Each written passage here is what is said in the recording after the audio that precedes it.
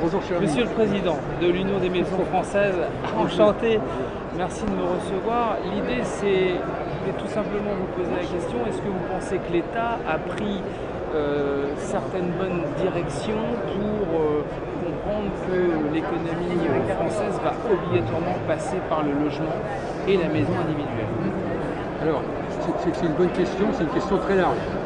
Il faut dire que les pouvoirs publics, l'État, je dirais moi, les pouvoirs publics, et plus précisément le gouvernement Valls II, a pris tout à fait conscience qu'il fallait abandonner le dogmatisme pour aller vers le pragmatisme. C'est-à-dire de ne pas charger l'activité construction d'idéaux politico-démagogiques, si vous voulez, qui en fin de compte lui faisaient perdre toute son efficacité. Ce que veulent les Françaises et les Français, pour une très grande majorité d'entre eux, c'est d'être propriétaire d'un logement dans un cadre sécurisé au niveau juridique, je dirais, financier, et en même temps d'être sécurisé dans un cadre technique, de façon à ce que les produits qui soient présentés s'intègrent bien dans toutes les politiques aujourd'hui de développement durable et d'économie d'énergie. Votre question c'est, est-ce que effectivement les dispositions qui étaient prises jusqu'à maintenant allaient dans ce sens? Non, les dispositions prises, monsieur cher client, les dispositions prises jusqu'à maintenant n'allaient pas forcément dans ce sens, puisqu'il n'y avait pas de vision pragmatique du marché. Il y avait une accumulation de textes, notamment dans le cadre normatif, qui sont arrivés massivement, qui sont imposés massivement, sans beaucoup d'explications, mais surtout avec des coûts qui sont arrivés en une seule fois et qui ont continué à désolvabiliser la clientèle.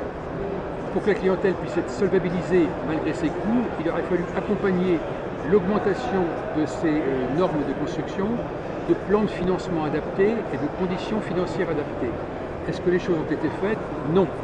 La seule chose qui ne dépend pas du gouvernement, qui ne dépend pas de l'État français, c'est effectivement le montant des taux d'intérêt. Ils sont historiquement bas, ils ne dépendent pas du gouvernement, ils sont historiquement bas, ils sont aujourd'hui à peu près ce qu'on pouvait trouver dans les années 1940. Période triste par ailleurs pour certains autres événements, mais pas dans le domaine du financement des taux de crédit pratiqués, donc des taux d'intérêt bas.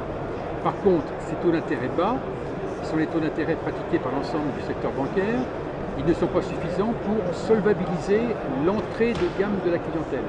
C'est-à-dire des gens qui ont environ 34 ans, des couples aux alentours de 34 ans, et qui ont des revenus qui sont autour de 2 SMIC,2 à peu près. Pour cela, il faut les aider, les resolvabiliser. C'était toute la politique qui avait été menée, notamment par l'Union des Maisons Françaises, que j'ai le plaisir d'animer depuis maintenant près de 28 ans, avec la création du prêt à taux zéro.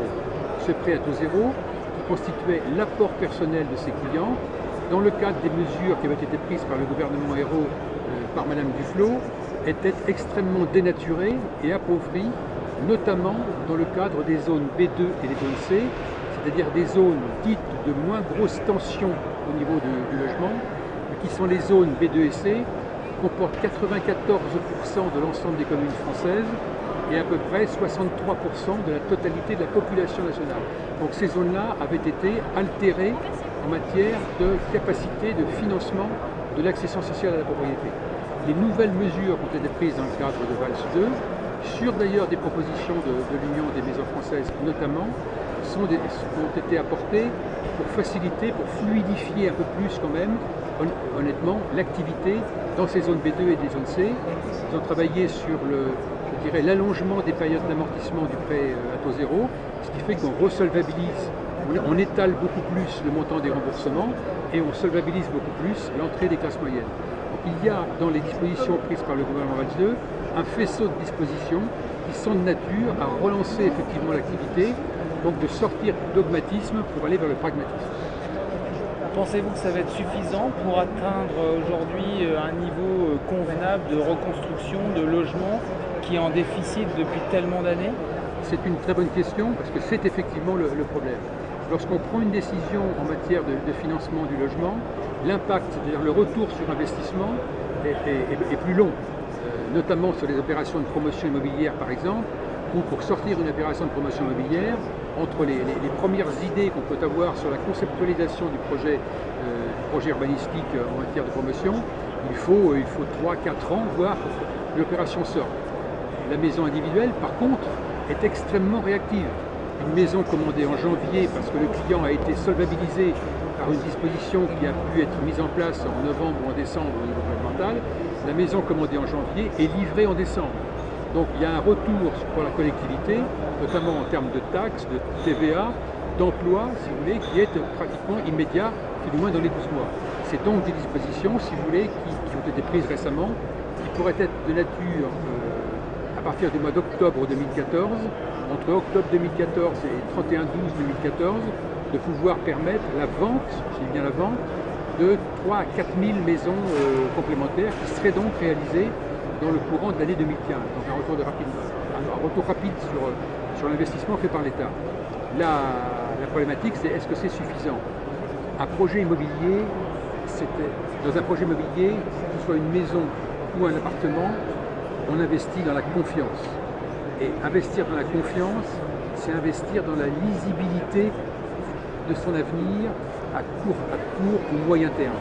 À partir du moment où on n'a pas une visibilité correcte de ce que peut devenir son emploi dans la région, dans son entreprise et dans la région où on est, on ne se sent pas dans les dispositions d'investir pendant 17,8 ans, ce qui est la moyenne, je dirais aujourd'hui, que les Français souscrivent en termes de prêts, de duration de prêt, pour aller même dans des établissements spécialisés comme le Crédit Foncier jusqu'à 28 ans. Quand on investit entre 18 et 28 ans, il faut forcément avoir une certaine confiance dans le futur. Cette confiance dans le futur, outre des conditions techniques précises mises en place par les pouvoirs publics, sur les taux, sur les outils d'accession, il faut qu'il soit perçu à travers un message qui est passé par le monde politique. Le monde politique est là pour je dirais, définir des perspectives qui permettent des champs de confiance dans lesquels les entreprises, les entrepreneurs peuvent parfaitement bâtir des outils et des produits qui vont séduire les clients, eux-mêmes clients, qui vont investir dans ces produits. Si ces conditions-là ne sont pas réunies, même des conditions techniques favorables ne permettent pas une relancée massive de l'activité. Monsieur le Président, je vous remercie bien. C'est moi qui vous remercie de votre accueil. De nous avoir reçus sur le stand de l'Union des maisons françaises, aujourd'hui sur le salon Faire construire sa maison, organisé par du particulier au particulier. Et bonne journée à tous. Merci.